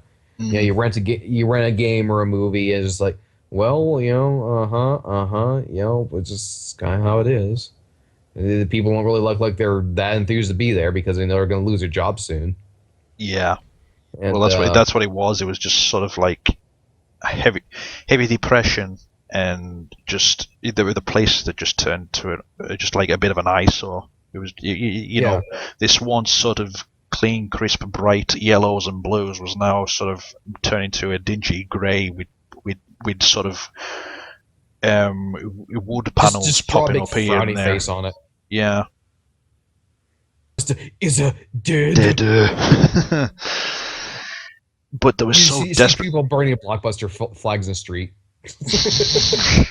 I'm sorry, I didn't realize we were in Iran. Oh. um, I heard that's Ireland at first. Excuse me, good sir. Could I trade this potato for a new video, please? This one won't work. Hey laddie, we be charging 2 potatoes. Yeah, well, fuck you. You're gonna drop dead soon anyway, Blockbuster. Oh god! But as I kind of just kept interrupting you and everything, go ahead. Yeah. So it was. They were just so even even as the days counted down, there was even in like the very last couple of days, you would think, oh come on, it's the last couple of days. You've still got like a heavy ton of stock. You really need to start selling these things at sort of like prices that I know you're not going to like selling them at, but you're going to have to get rid of your stock. Nope, wouldn't budge. Wouldn't Yeah, even, it it really wouldn't price mark them any further. And it's just like, well, I gave you a chance. I came in here again to look around just to see if there was anything of interest. Nope. it's frustrating too. Ah, Because you see it going out of sales sign, and you want to go in there and just you stock up. And no, you go in there and it's 10% off. yeah. I mean, it was still selling the ice creams, and there was a thing that pissed me off actually. Even when Blockbuster was still sort of within that sort of range of, they were still doing decent business. Haagen-Dazs ice creams. Yeah. They got like a little freezer, and the tub was no bigger than maybe like a, let's say your basic tin of cat food. Yeah. Mm-hmm. And they were selling them at like £3.54 for if for something that you were lucky if you could get like 2 spoons to put into your mouth to eat and then just say done. That is. Ugh. I'm sorry. No. Yeah, and This is abysmal. Not even malls gouge that hard. yeah, well, welcome. It was a case of, hey, welcome to Blockbuster. You're renting our movies tonight, so you're gonna want some ice cream Our with. prices. Yeah, you're gonna want some ice cream with that. There'll be another additional Yep. £10. I know that wasn't It £10, but I'm just saying it'll be something stupid like that. wasn't so much Blockbuster videos as Blockbuster Mafia. Yeah, you see a couple of guys in dark suits by the front door with a baseball bat, just chilling out. You better buy a popcorn, or You we're gonna try- pop them legs. Exactly. You see one guy is begging for his fingers as one guy pulls out a switchblade. No, not me fingers. It's my wife's favorite finger.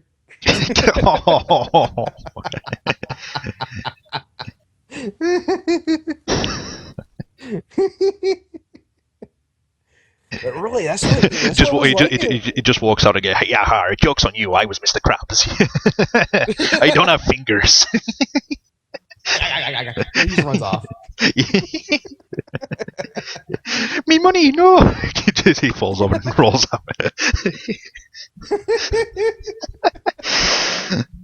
Oh god. Yeah. But yeah, that was.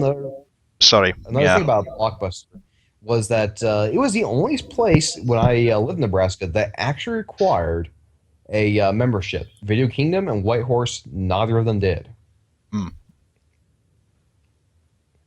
Yeah. That's all I'd say. Well, actually, no. Just adding on to sort of like the membership thing.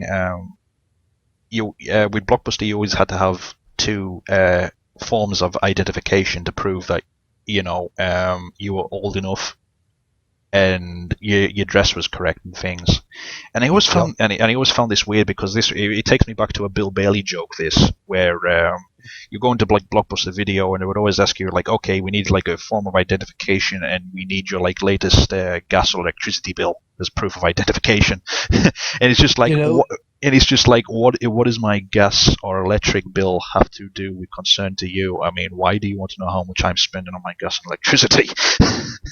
And that's the funniest thing because I remember the old Garfield cartoon on TV.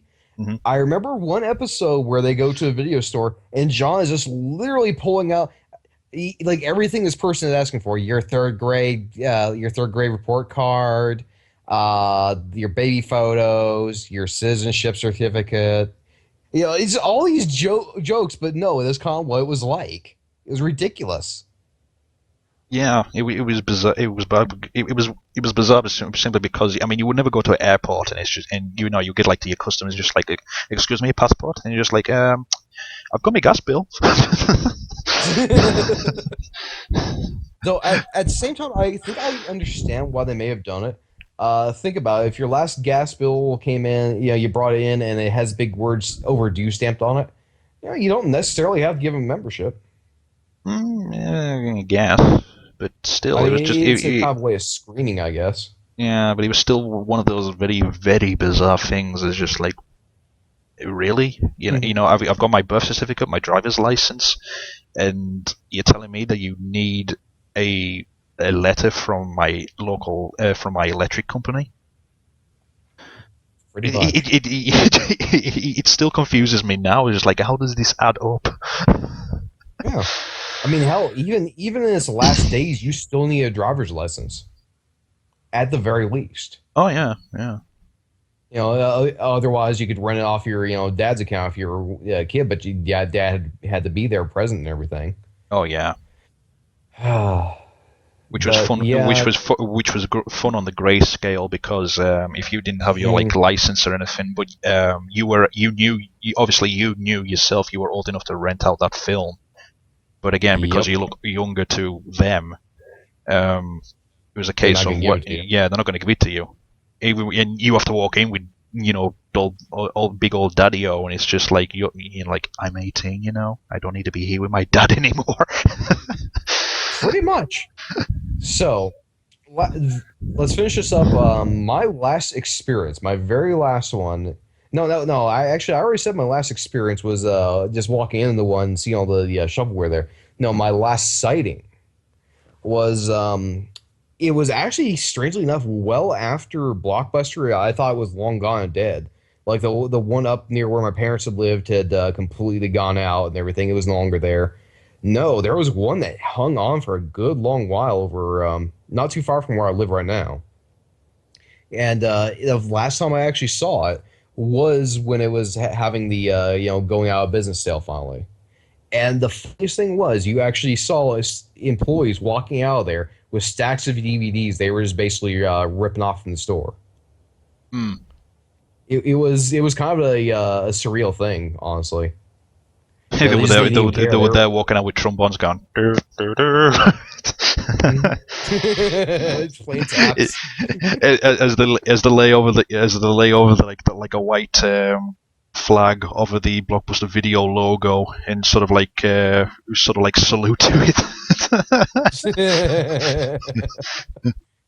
Oh man! So what was your very last sighting of one? It's kind of weird because the buildings obviously the buildings are closed now, but the buildings themselves are still there with signs in the windows saying like to let or whatever it may be. But my very very very last experience with Blockbuster wasn't that long ago. Actually, I think maybe it was 2 months, 3 months. Good Lord, what? I went into my local game. Yeah. Mm-hmm. Yeah. And they were having Wii games on sale. I'm like, oh, okay, cool. Flicking through, seeing what I came across. I came across a copy of No More Heroes 2. Yeah. Yeah. Picked it out from the shelf. Had a look at it to see how much it was. And I couldn't help but notice over where the barcode should be, there was a sticker for Blockbuster's barcode special. That's when I found out that game I bought over the leftover stock that Blockbuster had. Mm-hmm. And was selling it cheaper. Again. I don't think. Wow, selling it cheaper. Oh Yep. God. Oh, that's like a final nut shot to Blockbuster. It's like, yeah, we probably bought these at rock bottom prices because he gave us bulk pricing on them. Yeah, we know how to sell them. Oh, wow. Anyway, so shall we go ahead and open it up to viewer questions then? Yes, by all means. Just one more thing before we do that as well. Can you confirm that you still have your Blockbuster Videos membership card? Nope. You don't. Wait, no. Actually, hold on a second. I'm gonna get faint real quick because I have to check something. Okay. I may still have it. Oh Lord, do I have my little treasure box? No. Stand by, ladies and gentlemen. He's looking for his membership card. Not in here. All right, I got one more place to check. Oh, I even got to take off the headphones. Hold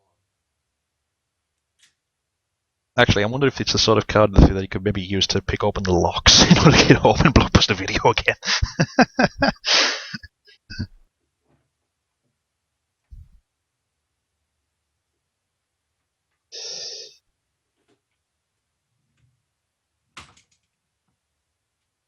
I can't help but feel as though he's left the house now in order to actually drive to his local Blockbuster Video to see if there's actually one within his region that's still left open so he can actually get a membership card for them. Just like, yes, I'm one of the last people. Blockbuster is dead. Long live Blockbuster. You actually found it? No. No. That's why I said Blockbuster is dead. Here's the weird thing about my membership card. Yep. I actually got my membership card at the very point of just before the actual place closed. Mine was a temporary membership card. Oh Lord! They said that my official membership card will be sent in the post within 28 working days. 28 weeks later.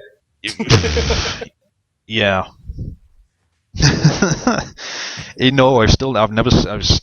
I don't think it ever got sent out. Or if it's one of them things What where, reason did they have? yeah, well, why would they? So yeah, currently in my wallet still at this time I have my temporary Blockbuster Video rental card. So who knows? And next Maybe. to it, your most recent gas bill.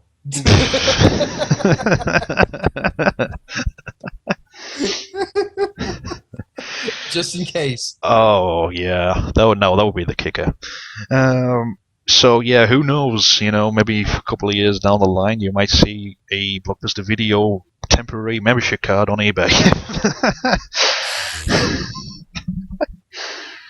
The sad part is someone will probably end up bidding on that someday.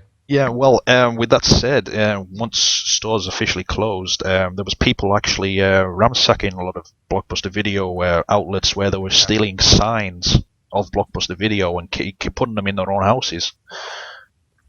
Yeah, I mean it's one of those things where it was famous at one point. It was one of the most successful video chains ever. Mm-hmm. Probably the most successful video chain ever. And then along came things like Redbox and Netflix and all the other reasons we mentioned that started tanking. Yeah, cheaper options, copy paste, and so well you could technically call it copy pasting. Yep, the internet getting good enough where you can stream things on demand and all that stuff too. Yep. So actually no, I'll leave this question to the actual audience. Along with stating your own things of what you remember about your own Blockbuster Video adventures, or if it was any other video rental place that you went to. Do you honestly believe that possibly within the future, let's say another 5 years, that if you were given the opportunity to open up your own video rental place or game rental place, do you think it would be a success? Yes or no, and the reasons why behind it. That's the question that I'm going to go along with for tonight. And while we wait for responses, I'm going to answer. I'm going to say yes. I do believe it could be successful, and mainly because, if I'm not mistaken, there's still a video rental chain down here called Family Video. And I actually, when I lived down in the area that I saw this place, they actually had Sorry, I was just laughing at Taco Man. There's an empty place nearby I want yeah, to claim and turn into a Blockbuster. Blockbuster. But what this Family Video place was doing is they had a lot of classic stuff still, as well as plenty of video games to try out and stuff like that. And what they would do is literally $1 per rental, and you could keep it a substantial amount of time. You could pay more to rent it for longer, or you could pay whatever to rent it for a smaller amount of time. But it was always $1 for pretty much everything. And they were doing some very healthy business. They were in a very populated area, very public area that people went by. And I saw them hopping well after Blockbuster had died. So I think part of it's just is the price right.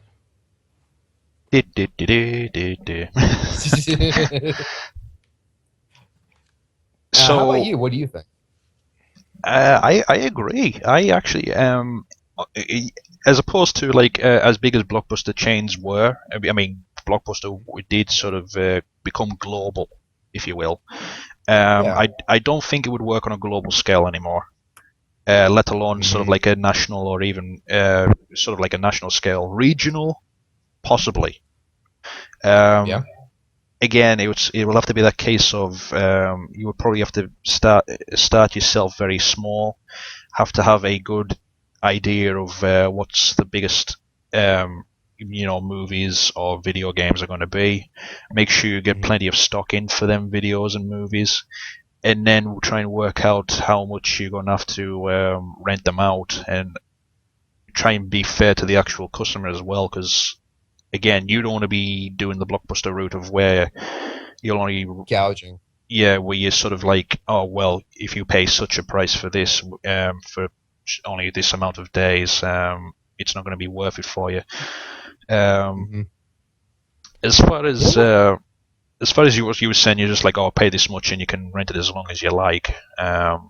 No, I would still probably put like a week's tops on a lot of things, Well, simply because I want to make sure that my stock does come back. well, no, no. Okay, what I was saying is it wasn't a pay $1 and rent it as long as you like. No, no, no. It was a pay $1 to rent for this amount of days, and you can pay more to rent for more days. Hmm. And then eventually you do still have to bring it back. It's not an infinite rental thing. But no, Um, if I was going to take a concept like the video store, I would also upgrade it to make it more of a hangout place. Have a couple of video game consoles on hand for your generation it is. Hold tournaments, do things like what they used to do. yeah. Make it an event place in addition to a rental store. Make it popular. Mhm.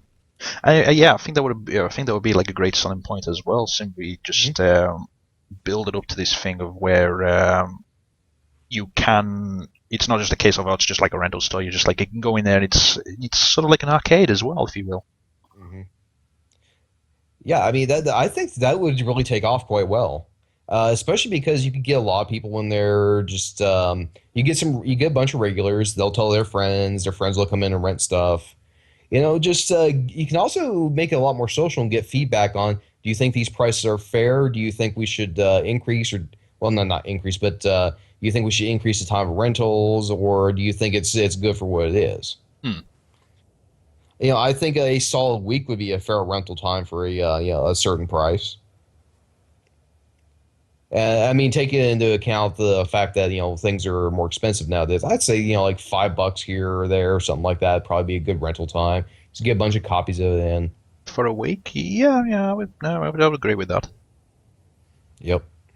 So going back to chat, someone is lamenting that Blockbuster never had a porn section. A Yeah, rental.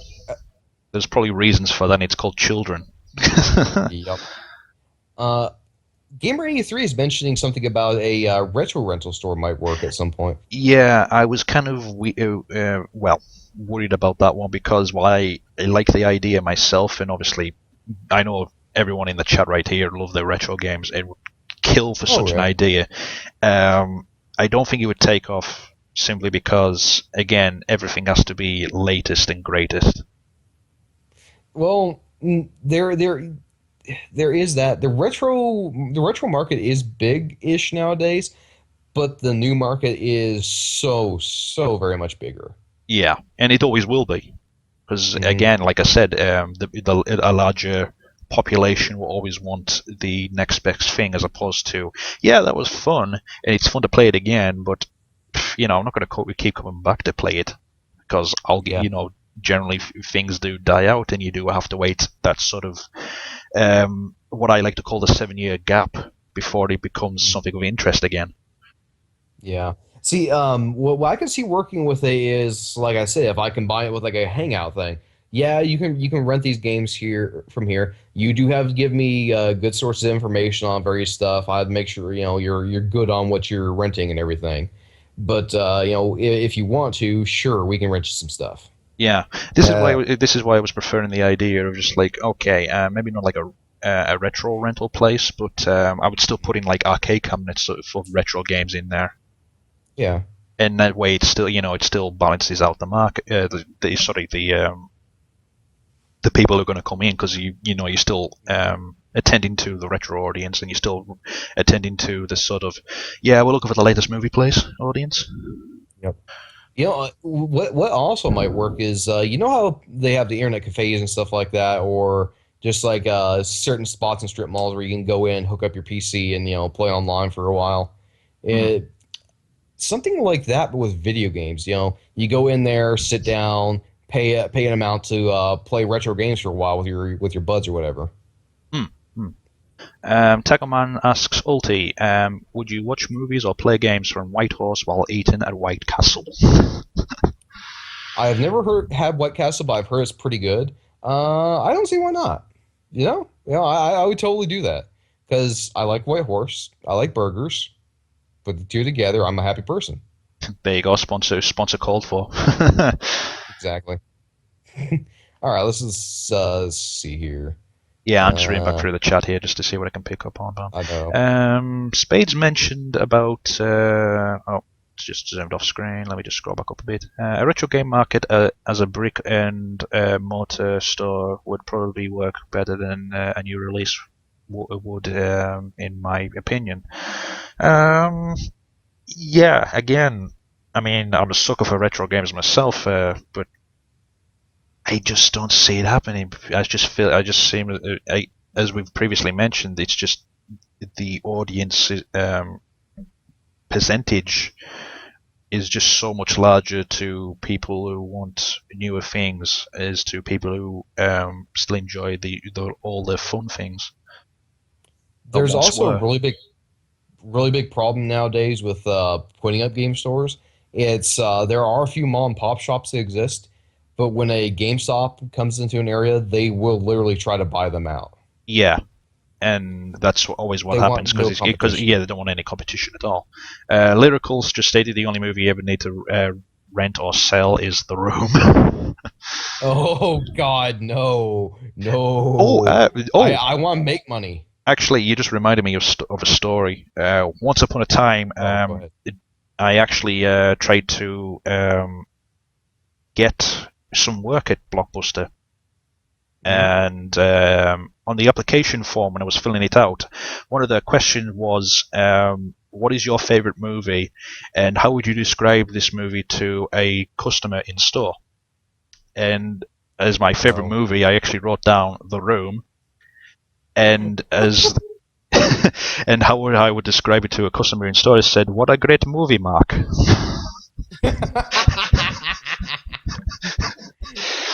Obviously, you didn't get the job. They were closing down. Yeah. Oh, is that why you did it? Is that why you did it? That's why I did it because You I had a notion. It's just like, you're a yeah. dick. I wanted to give them a smile before they closed down.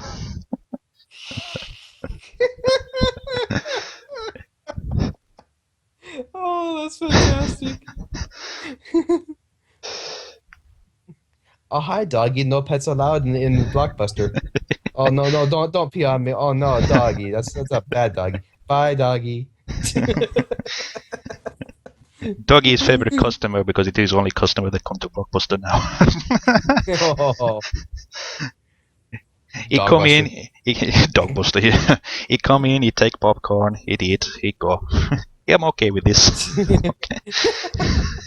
It's just the last Blockbuster in existence. It's just some lonely man behind a counter in an empty store. Just like newspapers littering everything. There's not even shelving left. The dog just wanders in and out. This is only solace during the day. Wow, That's dark future. yeah, that's rather depressing. Doggy at the It towns. is. Oh god, Taco Man. Oh God. I hate her. IP Well, noodle. yeah. Well, Takamon, at least there wasn't a ball pit around.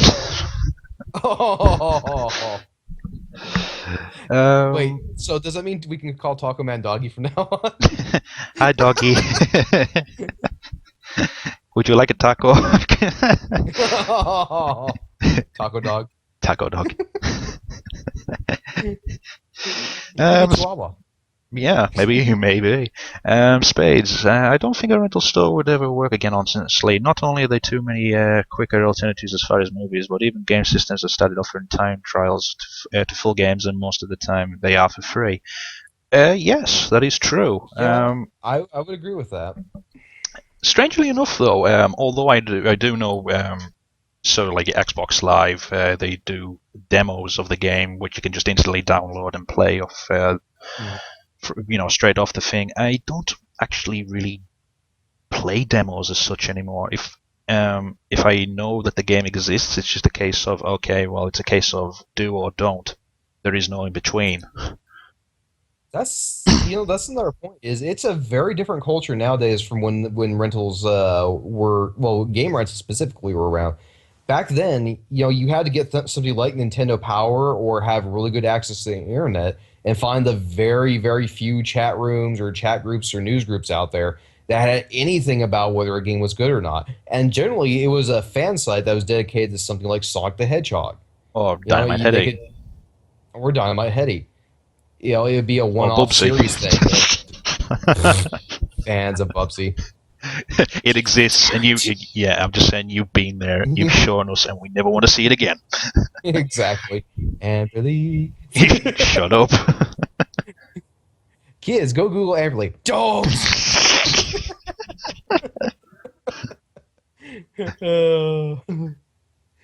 But yeah, really though, during the medium part of Video Kingdom Blockbuster stuff, you started having games like Game FAQs and stuff like that pop up.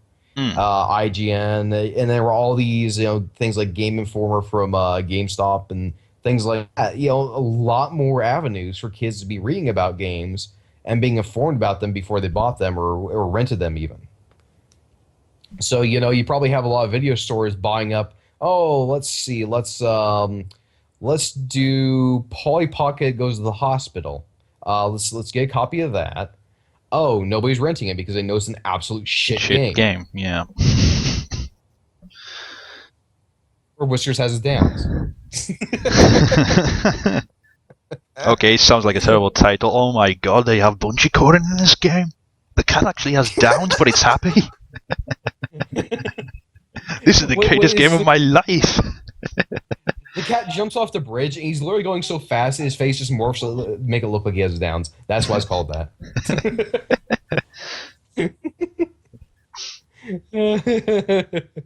Down's the anti-gravity game, where you don't know up from down. Wow. Lyrical, you have not heard the things we've done to Sanrio. Just mention Space Coyote. Oh, yeah, Space Coyote. I'm a coyote. I did it again. Dear. Like Britney Spears, the coyote's done it again. There's a throwback to the 90s. Actually, was that 90s or early 2000s? Late 90s. Okay, so it was 90s. I was right. Anyway, so anybody have any questions they want to throw at us? With our extensive knowledge of Blockbustery or anything like that, or any just final comments before we start pulling a couple people in the call? Unless I think maybe SSGD had to mute there because parents or something. Yeah, sorry about that. Have you gotten the nighttime call? Hmm. Ah, man.